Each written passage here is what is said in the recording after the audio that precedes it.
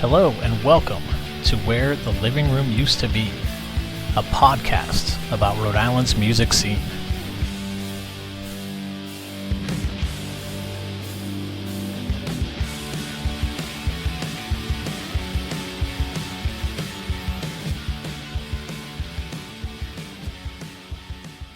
Hey everyone, it's James.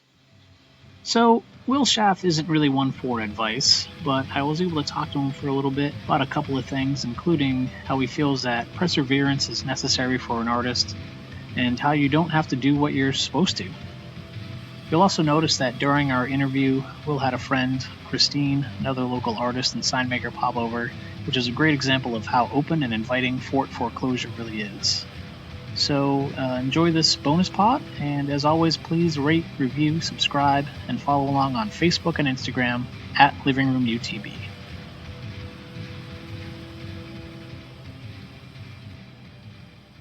Is there a piece of advice, whether it's like music or, your visual art or anything that you've done, like a piece of advice from someone else that they gave you that made an impact? Well, it's not advice, but it goes back to that story I told you when I was talking to Chippendale at Kinko's, and I got my first show offered to me. And I said, do you want to show with me? And he said, no, let's go just hang shit up in the woods and see who shows up. Mm-hmm. Wasn't necessarily advice, and again, I thought it was the most asinine thing I'd ever heard when he said it. Years later, I think that was the smartest idea ever. Mm-hmm. And that sort of idea of why do what you're supposed to do, let's see what magic happens when you try something that's not expected. Okay. So I would definitely credit Brian for that one. Yeah. And without even trying to, Brian taught me that a lot. Yeah. Just that idea of don't do what you're supposed to do what you love and see what happens. Uh-huh. Yeah. With all of your experience, playing music and, having dozens and dozens of pieces on albums and everything like that, and, is there a piece of advice that you would pass along to someone else? Well, I will say I'm always wary to give other artists advice because it is a dumbass career you should not go into, is my thought. But if you're gonna go into it, just don't stop. Even when you fail, even when you make no money, even when you are not where you want to be, just don't. There's no reason you should stop. If you stop, it's on you.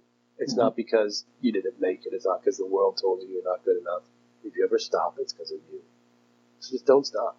Mm-hmm. I mean, I think I was in my mid to maybe 36 when I quit my final job that I had to support my art career. Yeah. So I'm 46 now, so technically it's only been like a decade or so that I've been making money. I've been making my living off of art. Yeah. And even when I say that, me making a living off of art, if it wasn't for my patrons, I wouldn't be making a living. Okay. So it's not like I'm making a living off of art because I'm selling art every week.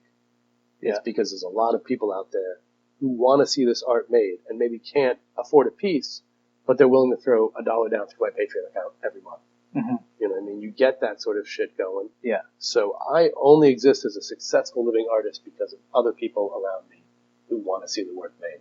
Yeah. And now that I have that going, all the more reason not to stop. I owe these people art. Yeah. Got to keep making art for them to see. And what's something that inspires you? Not maybe even specifically with like a piece of art or anything like that, but like, is there something that Waking up. Yeah. Waking up inspires me. Each day. What the fuck? Get to meet you, get to shoot the shit with you for a bit. Miss Chris comes over, shows me. This lady's like the secret weapon of Warren, honestly. She's the quiet artist. Seriously. I'm the loud artist. People know my shit. They see my thing spilling into the street, all that bullshit.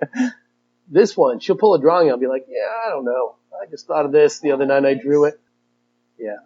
Just waking up and being alive, meeting people, especially those making creative things, trying to document that, making their own creative. That's inspiring. It reminds me I need to do the same. David Lamb was a huge reason for that for me.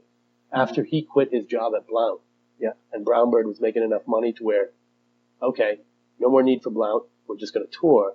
When they weren't on the road, David would be upstairs practicing to the point of annoyance for me as his landlord. I mean, I would hear this shit.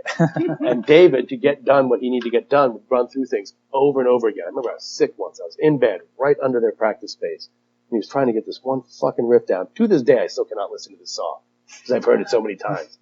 But what that would do is sometimes I'd be down here and maybe I'd get lost on YouTube or watching some movie or something, Mm-hmm. and all of a sudden I'd hear him up there practicing. Mm-hmm. Like, shit, I better get back to work, because that's what an artist does. They Mhm. don't stop. So yeah, just waking up.